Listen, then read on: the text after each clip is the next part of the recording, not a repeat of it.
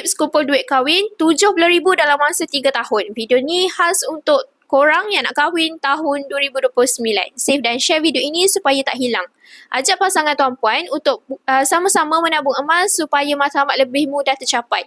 Saya nak sarankan kalian kumpul sampai 100 gram emas bersamaan lebih RM70,000. Caranya mudah sangat. Yang pertama, perempuan dan lelaki buka akaun gap masing-masing secara percuma. Kemudian perempuan simpan 1.5 gram, lelaki simpan 1.5 gram selama 36 bulan. Selepas 3 tahun,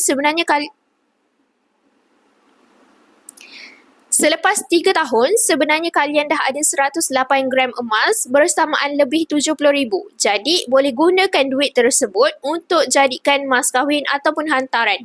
Selebihnya, boleh gunakan untuk perbelanjaan perkahwinan, yang lain, contohnya makan, sewa baju pengantin, mak andam dan sebagainya. Jadi, siapa yang nak mulakan tabungan emas dari sekarang, boleh sahaja terus rujuk pin video Wafa untuk Wafa bantu kalian sebaiknya.